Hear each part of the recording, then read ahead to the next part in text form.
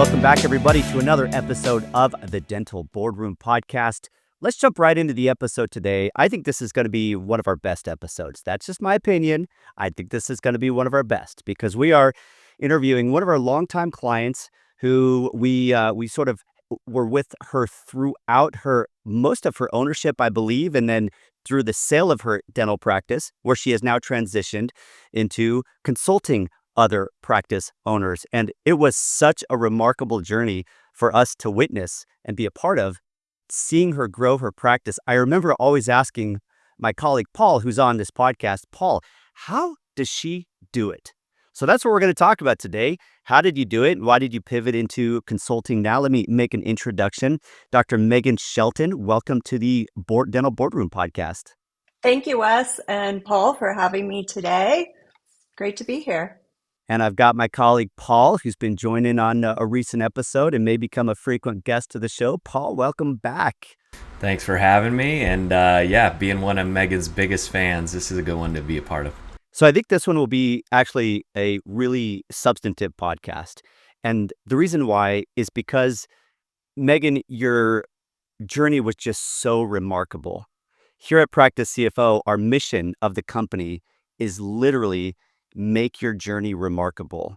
And it's not about the accounting or the tax filing or the tax savings or setting up that 401k. All of that is just a backdrop to ultimately making your journey remarkable in life.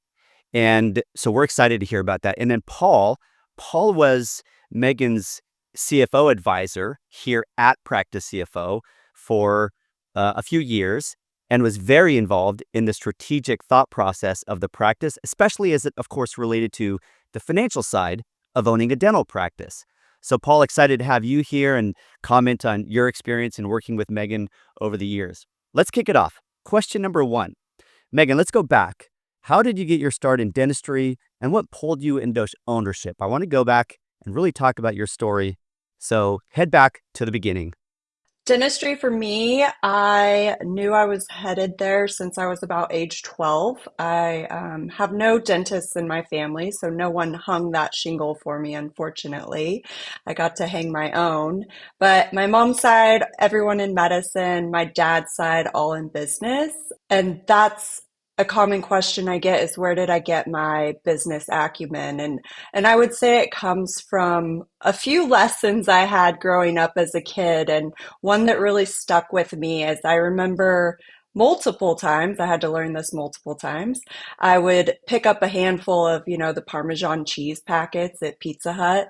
And I'd be like, what? They're free. And my dad's like, nothing is free, and he's like, someone has to pay for that. That costs, I don't remember, like 7 cents or something, And so that really was my first lesson in margins and overhead. And I started in dentistry. I love working with my hands. I love talking with people, artistry, the creativity. It really hits on so many facets, and you get to indulge in all of those, the left and right brain. I was an associate for a while, and I loved it. I was really successful as an associate. Had Paul been my advisor when I purchased a practice, he probably would have told me no. What I know now about practices, the practice I purchased would not be a practice I would have advised people to buy into, because I was $450,000 in debt.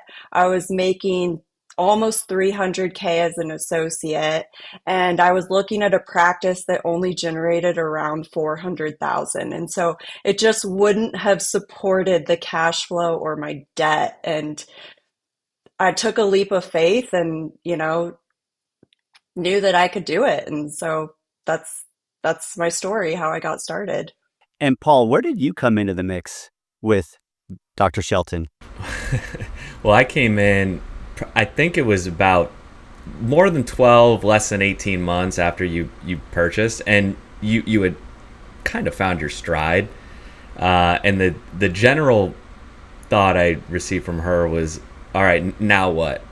Now what? Do I reinvest? Do I pay off debt? I think you were very logically driven by paying off debt and having these dialogues and hearing me kind of say, well, now's probably the time to actually reinvest. And that's really where I think we hit it off is, you know, we're not wasting the money on the Parmesan packets, but we're buying more Parmesan, right? How do we do that effectively? And so, you know, there was definitely an evolution with Megan, no doubt. I think I got lucky because we found her at a time where some of that early success had already shown through, and now it's like, what's the next phase? Are you looking to buy or sell a dental practice? If you're a seller, how do you find a strong list of potential buyers? There's no MLS or Zillow for dental practice sales. In such a fragmented market, many dentists selling their practice feel discouraged. That's why I built PracticeOrbit.com. Practice Orbit is modernizing how dental practices are bought and sold. It's a platform technology. Y'all know them: Zillow, Airbnb, Uber, and OpenTable, just to name a few. These technologies do two things. First, they help match buyers and sellers by centralizing the marketplace. Second, once the match between buyer and seller is made, these technologies help them navigate the sale to a successful close. Here are a few of the features inside of Practice Orbit. Users can determine a reasonable sale price for a practice in just minutes. All they need is the most recent business tax return. Practice owners can use the directory to find important service providers like practice brokers, attorneys, accountants, and bankers. Practice owners and their brokers can invite those service providers into the platform, so all parties are coordinating the sale together. Practice owners will have a beautiful digital listing of their practice, like a home on Redfin. And importantly, the listing will be anonymous, and personal information like your address, name, and pictures are only released after an NDA is signed and approved by you or your broker.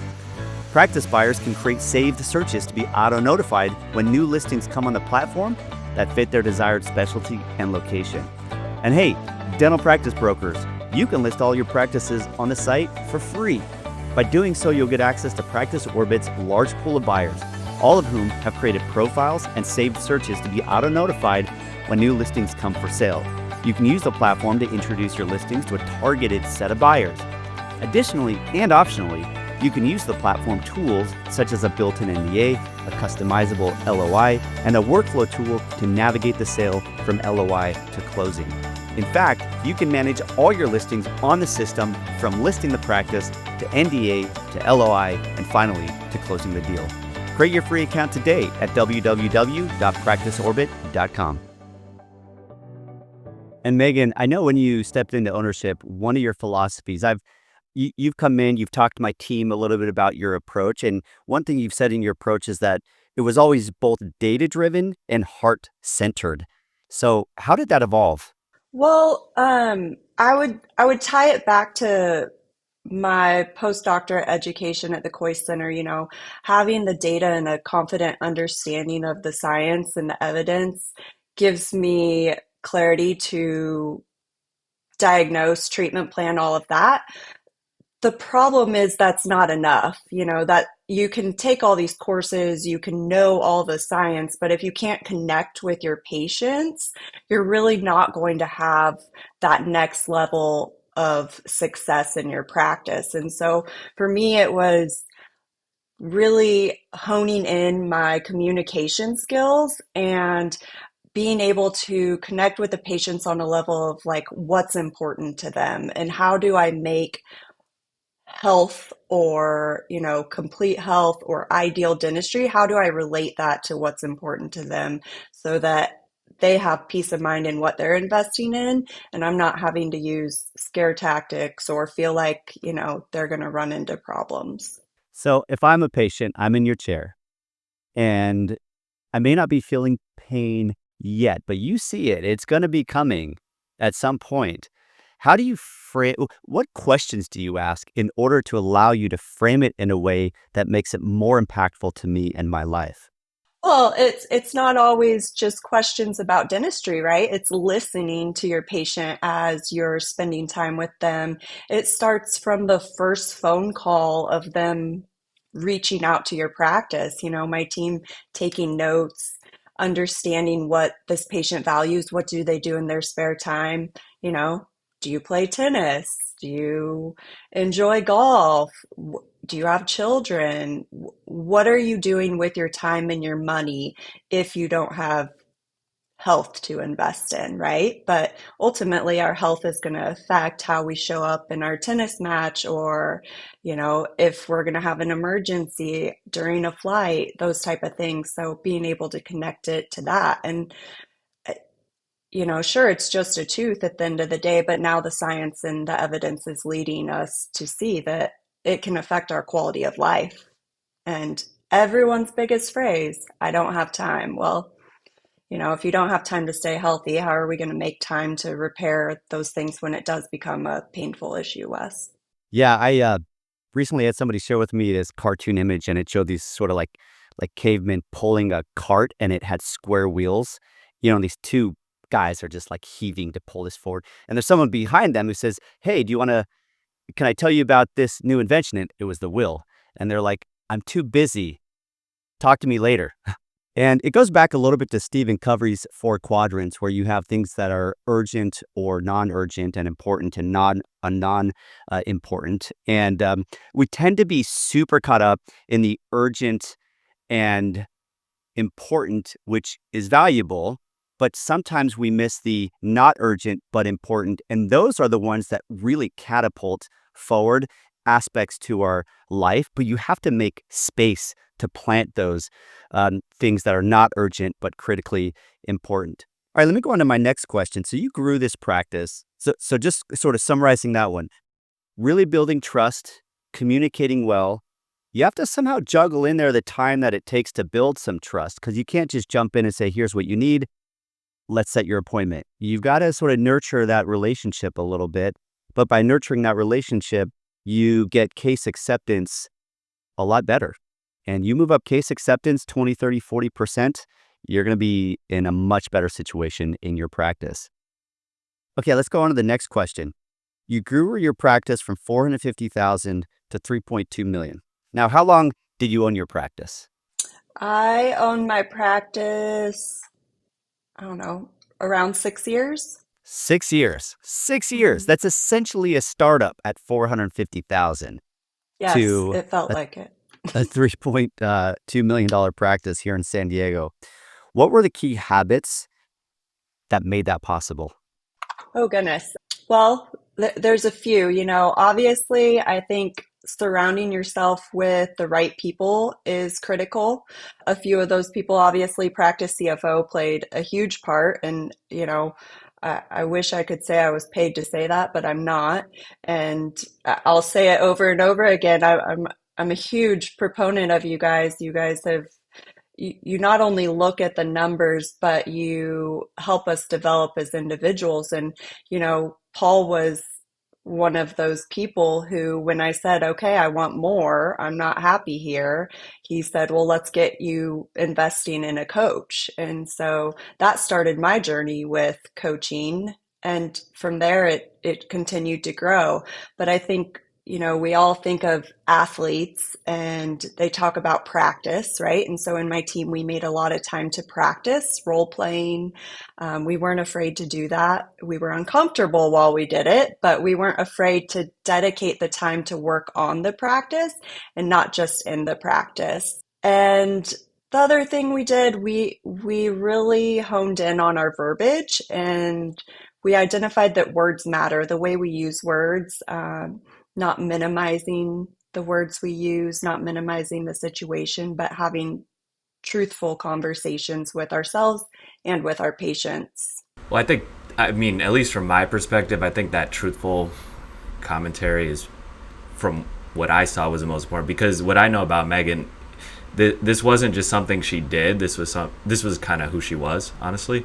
And so when you're talking to your staff and this is who you are, that place of authenticity, it's who they become. I think that's probably where you did that at a higher level than maybe a lot of your peers, is that you were talking the talk just as much as you were walking the walk, leading by example, and never afraid to roll your sleeves up and always, ask why. So Megan was, I mean, there were certain times where I was like, okay, we need to kind of relax on the coaching and CE investment. But every time we did sit down and do the math and say, okay, well, what's the output, right? So it's not, oh, we're just going to go to, Arizona on a trip or whatever the case may be. It was, all right, let's talk about what's the outcome. What's the outcome we want here, so that's ROI. And I think that was just a really natural dialogue between us, that sort of friction on spending versus ROI. So that by the time she was talking to the staff and then as an extension of the patients, it was just who it was. One of the biggest decisions every CEO of every business, big or small, ever has to make is what's called capital allocation, which is how do you take your dollar and how do you allocate it to get the most effective results? Because there's a million things demanding your dollar, asking for your dollar, screaming at you for that dollar. And how you prioritize the allocation of that dollar is a very strategic and critical skill set that you develop. Now, I'll admit, in my journey to learn to be effective at capital allocation here at Practice CFO, I've made a ton of mistakes along the way. Money that I'll never get back, that literally not only didn't go anywhere, it lost me not only the money, but time as well. And I'm still learning lessons on this, but thinking carefully about this, and this is why it's so valuable to have an outside mind as a thinking partner in many ways, but especially financially as well. I actually recruit Paul into my own life and ask Paul to talk to me about sometimes my financial situation and here at the company as well, because like I always say, you can't read the label of a bottle from the inside. And so you get somebody on the outside and the clarity can really settle in. And we just become so much more self-aware. Now, one thing I know from you, Megan, is you're always pushing an owner mindset in the practice. And I think about that a lot as well, because an owner mindset is just more hardworking, more positive. They care a lot. If somebody literally is an owner, most of the time they're going to exemplify those core values that you have more naturally. So how do you get your team to think like owners, to have an owner mindset and really care? Well, I think there's a couple things. One, you have to have the right team members. You can't walk all team members to that thought process, but you can get most of them there, and you start to get better at identifying who's the right ones for your team. But it starts with you. I have docs that I work with day in and day out, and they're like, so and so's doing this, or they didn't show up on time. I'm like, are you on time every day? Like, you were late yesterday. So, you really have to remember that you as a doctor are the momentum. And if you're not willing to be the one to give that merry-go-round the first push, then your team's not going to take and follow your lead. I see the other example I see a lot is I'll hear from docs, I don't have time. And I say, well, when you say that, that gives your team permission to say they don't have time also, and they're going to follow suit. So we need to find better ways to say that, your time is best utilized with a handpiece in your hand, and you need the support from your team versus saying, I don't have time to do that.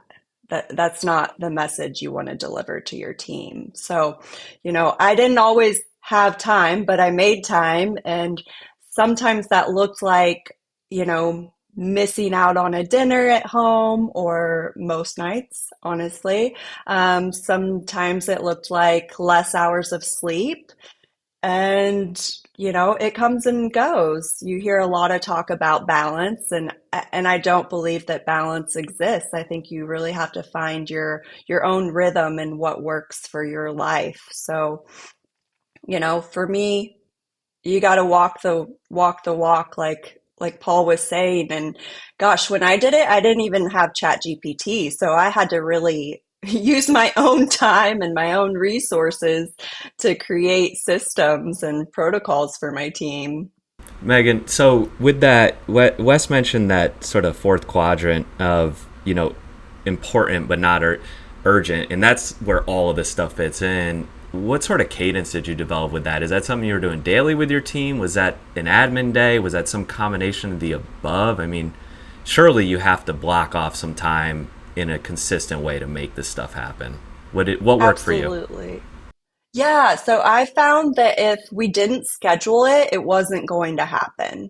I really had to, and even so far as to like schedule it on my practice management software, because if I put it in my calendar, then the team didn't know about it or I might forget. But if it was in the practice management software, if our dentrix showed it, it was going to happen, like because now we can't put a patient there. And then my admin time, yeah, you really have to commit to making time to developing this, to making the exercises, to doing the role playing, to reading your P&L. I mean, you guys send them monthly to your clients. You send a really beautiful packet at Practice CFO. And I have clients that we all work with and they're like, I don't open that. And I'm like, what? Like you got to make time for this. How do you know if your money's where it says it is? So what she's So, saying, guys, she's saying that 4 clinical days does not mean it's a 4 day a week job. Okay, we no, need that's we not a need to 3-day acknowledge weekend. that. Yeah. Do you ever feel lost in your practice finances? And how about your personal finances? Ever wonder where your hard-earned money goes and why you're not seeing the financial progress you worked so hard for? If so, listen up. As a dental CPA and financial planner, I've created our company, Practice CFO, just for you. With almost 2 decades of experience, Practice CFO integrates great CPA services like accounting and tax with customized financial planning, both business and personal. Think of it this way. Our dental-focused CPA services give us the x-rays we need to clinically plan your global finances and be effective financial planners. It's a highly customized approach we call the CFO model. Historically, having a CFO or Chief Financial Officer was an advantage of large corporations only. But today, Practice CFO gives that same advantage to private dental practice owners. As a client of Practice CFO, you'll be assigned one of our dedicated CFO advisors. You'll receive insightful financial reports each month, have regular financial review meetings, reduce taxes, grow your wealth, and feel more in charge of your numbers. Because we believe that in the competitive landscape of dental practice ownership today, you have to be an effective business owner, not just a capable clinician. Reach out to learn more at www.practicecfo.com. Yeah, I can't emphasize that enough too, that a lot of times people view a leader and they think that it's a natural set of traits that they have. They didn't think about it. It wasn't intentional or deliberate. It's just the way that leader is. And the truth is, for the vast majority of people, that is absolutely not the case. Now, they may make it look like it's natural, just like a golfer can make a tennis swing look very natural. And then you go try and mirror that and it looks nothing like it. It takes practice. It takes repetition and very intentional effort, both in learning and implementing being the most important part there. And I would say maybe 1 part learning and 3 part attempting to implement, and then you come back and learn, and then 3 part implementing.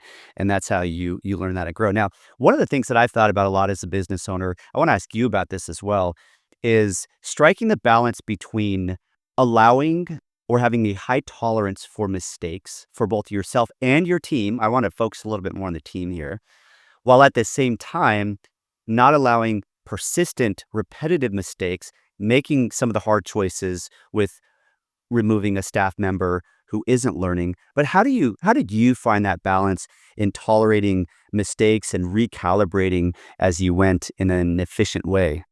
That's a great question and comes up often. When early on, obviously, it looked different for me. I had, you know, like you said, leadership is a learned and practiced skill. So early on, you go from the people pleasing and a lot of tolerance. And then later in your career, you find more clarity in what your expectations are. So these conversations are had ahead of time and they become more repetitive. And I don't mind repetition to a point, right? When I see there's a difference, like, are you tolerating something? Are you not getting what you're asking, or were you letting that slide, right? Or if you are coaching your team members and you are giving them guidance and they're not getting it, are you doing it the same way every time? Because you might need to try a different method. I'm like, what's the definition of insanity? A lot of telling, I see that time and time again. Well, I told them, I wrote this protocol for them, I made this binder for them. That, just like a child, like I tied their shoe. Well, that's not how he's going to learn to tie his shoe. He needs to practice and do it himself, figure out his method. So asking questions of your team, getting them on board so that they're engaged and adopting into developing that system with you, they're more likely to learn it. On that note, as you communicate with your staff about learning and developing, correcting mistakes, all of that, one of the things you mentioned earlier was avoiding minimizing language. Can we double click on that for a second? I think this is extremely important and often minimized, to use the word minimized again.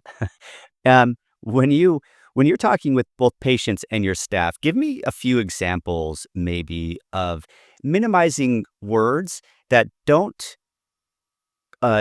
drive a desired sort of outcome or thought process. There's so many.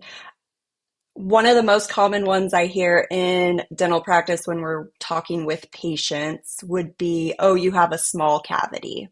And I try not to size things up when I'm communicating with patients. They either have a cavity or they don't have a cavity. It needs intervention or it doesn't need intervention.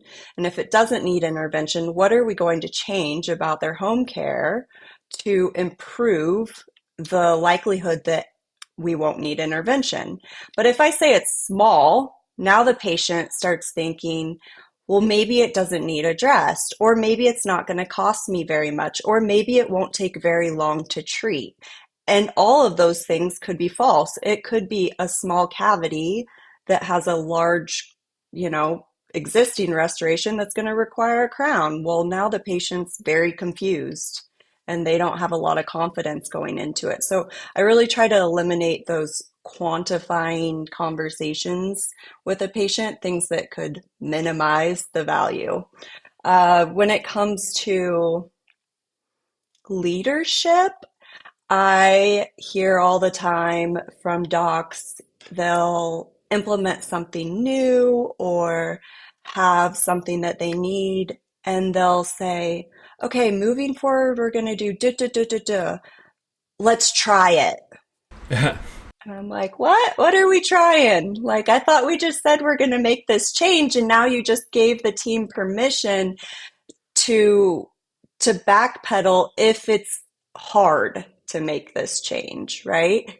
Or let me know if you have questions, right? Or sorry.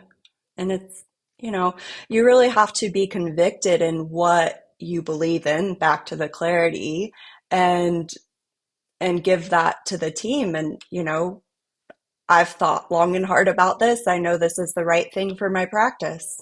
It's so true, and it's such human nature for us to not have that confidence and give ourselves or our team members or whomever an out. And whether that's with the patient or the team, we're doing it constantly, and it's deep seated, it's deep within us, and we're giving them that same deep seated doubt. Did we do the thinking? Did Dr. Shelton do the thinking? Is this going to work? I don't know. And on the other side of it, you talked about the patients, you talked about the staff. What about, and I believe, correct me if I'm wrong, you're the expert here, but I believe a lot of treatment planning and, moving cases forward has a lot to do with the communication that has nothing to do with the doctor, right? What I say, kind of in a joking way, based on my profession, is people listen to people in their own tax bracket, and there's this sort of, public perception that dentists are rich, and so, but maybe their hygienist isn't, or their assistant isn't. And so that dialogue is really important. Are you seeing any common threads in that limiting dialogue between patient and staff that either hurts or helps both you and your clients? Of course, the idea of minimizing language has to be holistic throughout the whole practice, right? From the person answering the phone to the person that presents the treatment and reserves the commitment and helps the patient out the door. So, you'll hear like, oh, you're maxed out. We'll take care of that next year. Or, Oh, well, referring to let me see what insurance. the doctor says. Or, oh, you don't have insurance coverage for that, right? And so there's so many different ways. Even the word cost, I don't love that word, because you guys being in investments, you know that cost is usually something that's depreciating asset, versus if it's a fee or an investment, it's something good. So changing our language around that helps build the value and make the patients feel comfortable and sure that this is a good decision to take care of their health. I think that decisiveness of language is extremely important as a business leader. And I've been into multiple dental offices, obviously, in my life. And some I can tell the front office and even the doctor is very tentative about telling you what the cost is. It's like in their own head, they almost don't even know if it's worth the cost, is what it is almost interpreted as. And then there's others where the cost is like, it's a it's downstream in terms of importance. The importance is your health, it's your smile, it's the pain, it's your teeth, it's the oral systemic health relationship, all of that. And it almost like makes the cost seem less relevant and almost a given. Well, of course I'm going to pay for that. That level of confidence as a communicator is absolutely critical, especially when it's a PPO issue, when there's when you're in contract in network, and your staff will if you are hesitant at all in talking about fees with your clients or talking about um, them accepting a treatment, your staff are probably going to be twice as hesitant as you, because they're going to reflect you a lot. And people in dental offices and in businesses, they tend to start to reflect the person who is their leader. It all starts with you. Like if you're, I think one thing I heard you say is that you have to be the one to spin that merry-go-round, and you got to be spinning that, and people will get on and help it go. But you got to be the one to make that happen and create that momentum in the practice. Okay, let's talk about some of the influential people in your life as you went through this journey. You've talked about coaches, you talked about your dad, you talked about Paul here with us on the team. I'll just make a preface comment here about coaching. I'm very hungry for coaching. I have somebody who I talk to about my family relationships. I have someone I talk to about my business decisions. And I don't know if I call him a coach or a therapist or a psychologist. Honestly, doesn't really matter to me the title. I just view them all in the same way, which is they are people that help me think effectively. And so I call them thinking partners. They just sort of think they're a thinking partner in just different areas of my life where I have to put thought into those. And I think of people like Tom Brady. I think I remember watching a documentary with him where he's just as hard on his coaches as they are on him, because if they're not hard enough on him, he gets upset at them because he wants to be pushed. He doesn't want to be accommodated or patronized. He doesn't want to be, told nice things just to try to keep the relationship or the contract. He wants somebody who's going to compel him to greatness. So talk to me about the people that you've invited in your circle to compel you to greatness. Yeah, obviously I mentioned my dad, he's been a huge part, still a huge part of my life. His business background really predisposed me to a lot of insight in terms of managerial relationships, and then work ethic. Beyond that, I would say my coaches, we talked about, same, they're asking the hard questions, making you really get introspective with yourself, the uncomfortable questions, you know, what compounding decisions are you making today that are going to affect the future?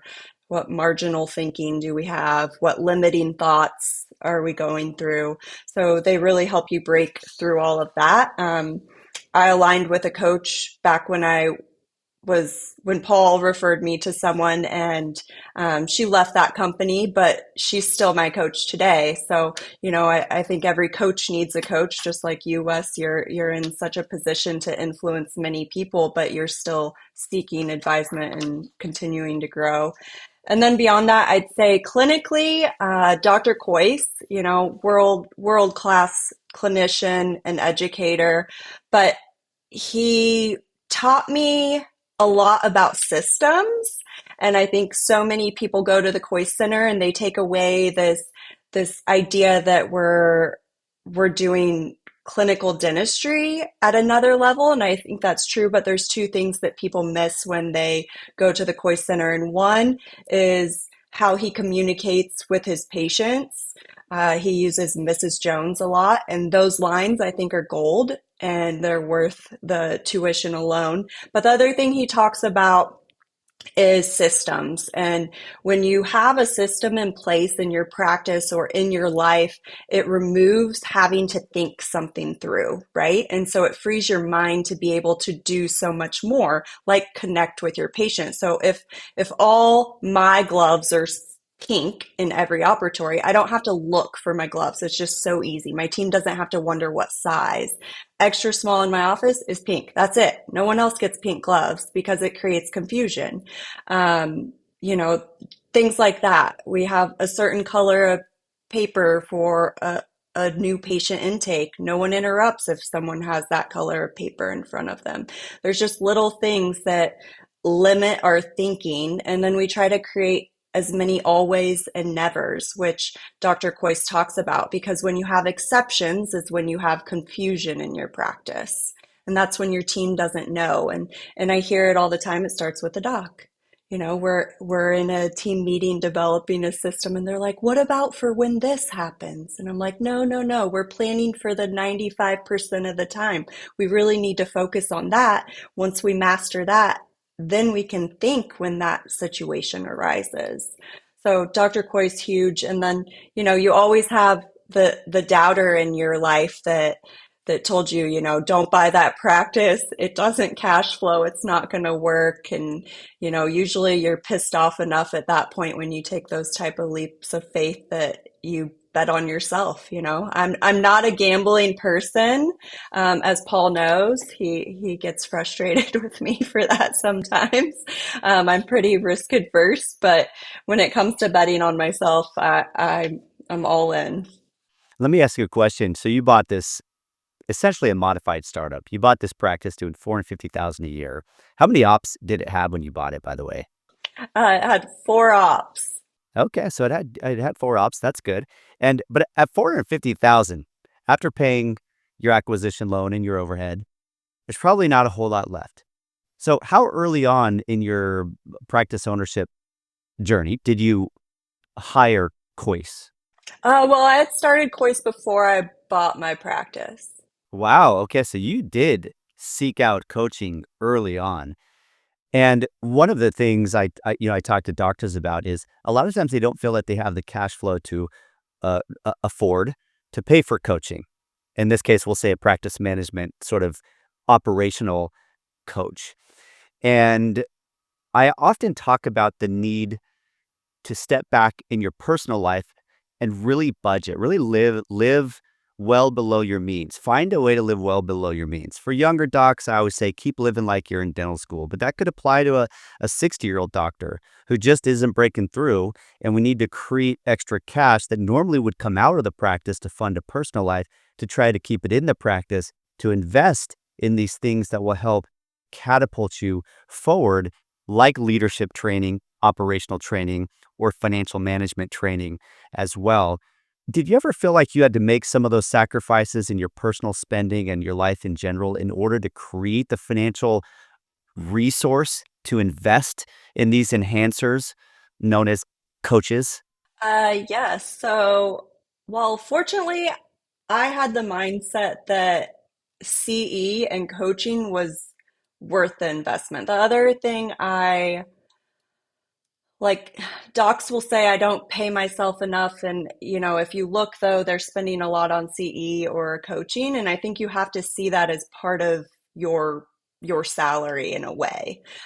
Thankfully, at least it's mostly pre-tax dollars, so, if you own, so that's a blessing. But yeah, I'll give it a funny story, right? So I wanted a new car. And I see this a lot. Like docs will say, I can't afford coaching. And I'm like, well, you're driving a new BMW. What do you mean? You bought a $90,000 car, but you can't afford to pay 70K for coaching this year? What are we doing? So I had coaching, which was, I think I paid 70 for the year for it.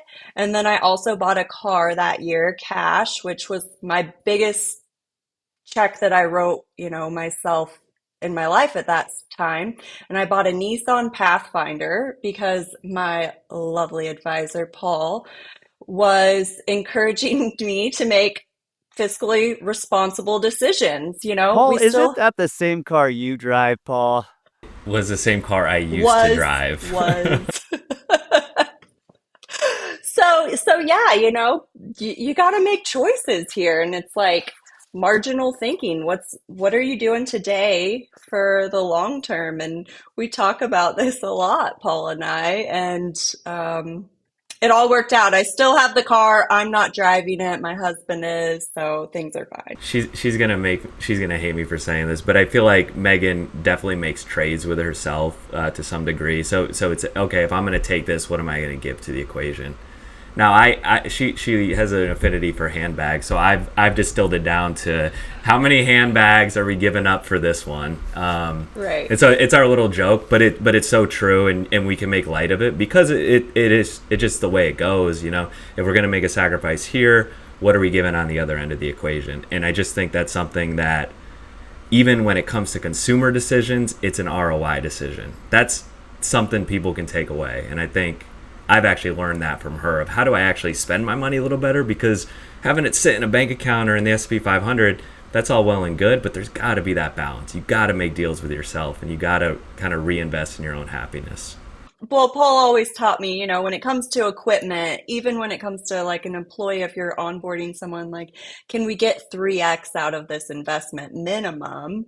And so that's how I looked at it. And then there's also, and he's even said this as someone who's fiscally very responsible. He's said, but also there's the doesn't make you happy, which showing up happy to be able to perform in a high stress job is also important. So balancing that, but not so much that it takes away from the business, because the business ultimately is your cash flow that's going to get you closer to the lifestyle or quality of life that you're striving for. We often talk about a P&L, a profit and loss statement, and a balance sheet in the context of a business. But also, we all have a P&L and balance sheet in our personal life. We have money that comes in, and we have money that goes out. And then we have a balance sheet, which is everything you own, called assets, everything you owe, called liabilities, and your assets minus your liabilities equals your net worth. And in the business sense, they call that your equity, but in a personal balance sheet, or they call it a net worth statement. And an investment is when you route money that would have gone toward a depreciating thing, like a car, for example, and you reroute it to your balance sheet, which is an asset that appreciates, that goes up over time, either dividends, rental income, capital gains, interest, various forms of income. Now you're building a way for you to have more time and discretion and freedom later on in your life as you do that. And the earlier you can start, the more that balance sheet grows, and the assets go up, the debt goes down, and the net worth goes up. And the net worth, it isn't your self-worth, as I say always, it's not your self-worth, but it is that number one indicator of how financially free you are as a human being. And so pairing up the success in the practice with the success in your personal life is just a really important thought process. And clinically speaking, there's skills, there's strategies and discipline to that whole ecosystem. Megan, we got to end, but I will probably want to have you back because I only got through about half of the questions. I do want you to give us a little plug really quickly. What you're doing now that you've sold, why did you sell, what you're doing now, and are you open for business? I am. So I sold my practice almost 4 years ago now. Obviously, the big question is always like, why would you do that if you had such a great thing going? Long term, California wasn't my final home. We're back in Kansas, and since I sold, I've now been coaching dentists and helping them with the same things we just talked about today, really owning their mindset, owning their systems, and helping improve their patient outcomes. Huge proponent of all of this without compromising the quality of dentistry. So you can still do high-end dentistry.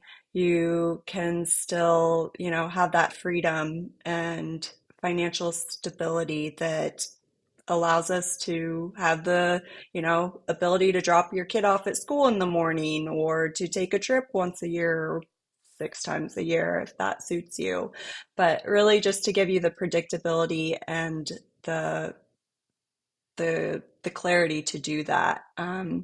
Yeah, I work with dentists on a regular basis doing coaching. I go into their practices and we make huge transformations. And we've seen that as you've helped some of our clients. We have absolutely seen that. Hey, Paul, give us maybe a final comment. You work with Megan for years, and as just one of your favorite, if not your favorite client. I got to be careful because maybe your other clients are listening, but I know you just had a really great relationship as her CFO advisor here at Practice CFO. What was the top one thing you would say that was a distinguishing factor about Dr. Shelton that helped her success that some of our listeners can take away? Well, selfishly, it's been a relationship. I get out what I put into it. So I feel like we've just, iron sharpens iron. I'm very honest. I'm very abrasive at times, and she can be when she needs to be with me. When you're talking Tom Brady, I was like, yeah, she's been that way with me before. When I'm sugarcoating, it's like, don't give me that.